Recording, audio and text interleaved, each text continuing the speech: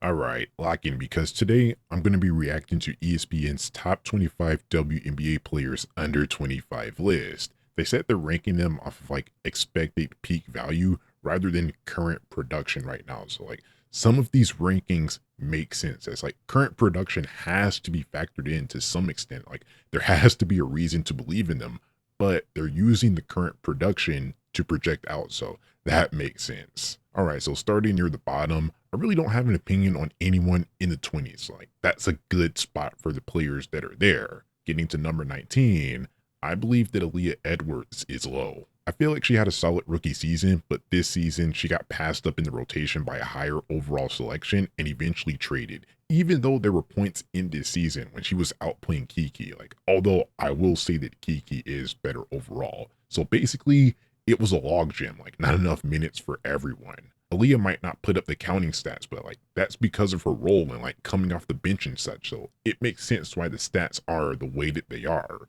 Regardless, I like her skill set. Like she has a good skill set for a big with the rim finishing, with the defense that she brings. Also, she can shoot the mid range at an okay rate as a counter. Like, yeah, that's a good skill set for a big. Someone can use that right now for a contender. Edwards is going to be good. Maybe not a star, but like I can see her being a high level contributor to a winning team. She just needs to be in an environment that embraces her. Like that's all. I don't have anything to say about the next few players. They're all solidly ranked until number 11, Layla Lacan. If I make this list, she would definitely not be this low. At the very least, like she's in the top 10, maybe even higher. She's someone that had she played an entire season, she'd probably have more consideration for Rookie of the Year and all defensive teams. Like she was that amazing. I don't know if I see Defensive Player of the Year in her future, just because rim protection is much more valuable and like more transformative than defense on the perimeter. But like she is an elite defender out there, and that's all I could really ask for from a guard. Definitely has a pathway to making a lot of all defensive teams with the insane steal numbers and just overall defensive pressure. Like she and Sanaya Rivers are going to be a defensive tandem that no one wants to face, which makes me really excited for Connecticut going forward. She's a very smart player on offense. I always see the process behind her decisions, scores it efficiently from everywhere but the 3 point line. I would already have her higher, even with the limited 3 point shooting, but that right there is what's stopping her from being like top 5 on the list. So like I want to see how or if that develops, but even as is, she's solid. I like her. Next, I want to talk about Rakia Jackson and Cameron Brink taking up the 8 and 9 spots respectively. I'm fine with this spot for Rakia Jackson. I would rank her higher if she brought something to the game other than scoring, but the baseline level of scoring that she brings is good enough to be included in the top 10. I don't know if she ever gets better at defense, but like she has good size for her position. Like she could definitely move up some spots on the list if she tried more. For right now, this is a good spot for Rakia, but anyone that's known me for a while knows that I'd have Kim higher than number 9 on the list, man. I get the ranking right now, like maybe just want to see more games, larger sample size. Like that's understandable.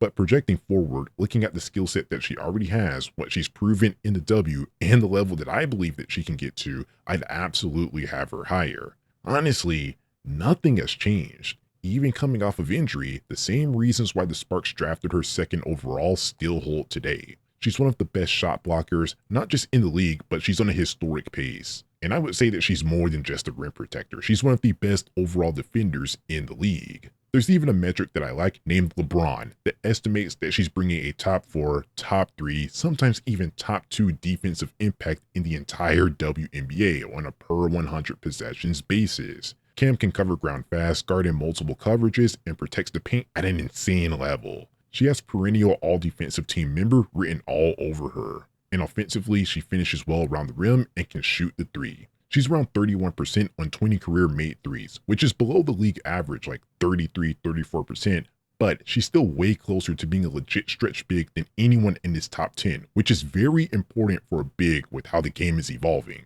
Add in how she has a solid handle for a big and solid passing, and that's a player that just needs more involvement than she's been getting these past 2 years. The key here is that I'm not building a hypothetical version of Kim, which tends to happen a lot with these debates about potential. I'm not adding stuff to her game, like saying if she develops a handle, if she develops a jump shot, everything that I listed is already in her game, ranging from elite to usable, and she's shown improvement in these areas in every healthy season. The jumper and handle need to sharpen, but like they're already there.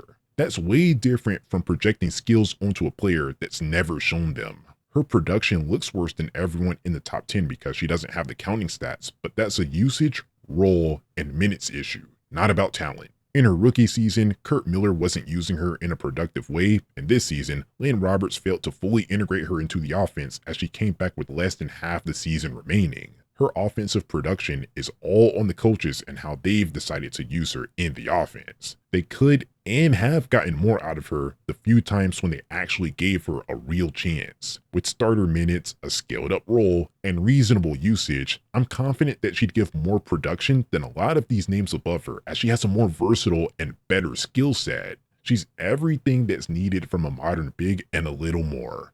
Let her sharpen what she already has, which will most likely happen with a healthy offseason. Also, Lynn Roberts should allow her to have more freedom, more involvement in the offense to maximize her skill set. If she puts in the work and if used right by the coach, Kim absolutely has the potential to be one of the unicorns of the WNBA.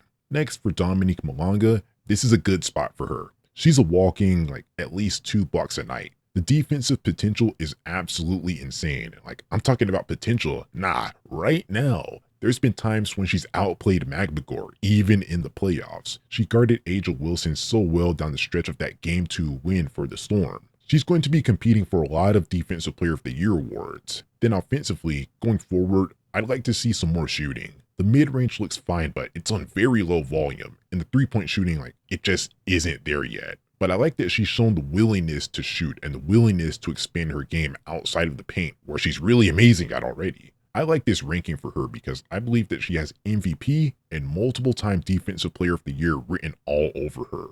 And she's only 19. By the end of her rookie deal, she's going to be near the same age or possibly younger than a lot of these players are right now. She has so many years of excellent basketball ahead of her, and I'm excited to see her growth, how she develops. Finally, they have Caitlin at 1 and Paige at 2.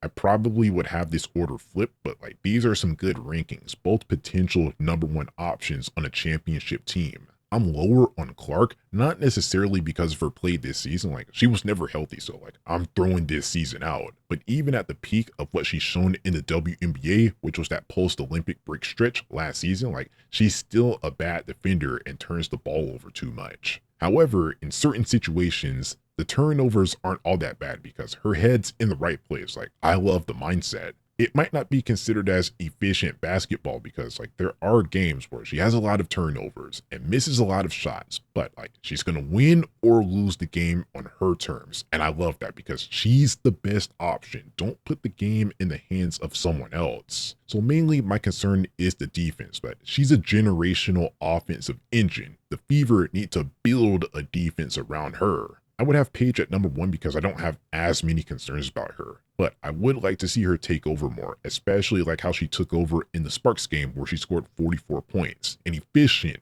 44 points. That wasn't the only time it happened, but I would have liked to see something like that more over the course of the season. Sometimes what's considered as efficient basketball is relative, and on the teams that Kurt Miller constructed around her, it's not efficient to try and get all of these non-WNBA players going when they continuously all season long have missed easy shots off of perfect setups. Paige is the best option on the team.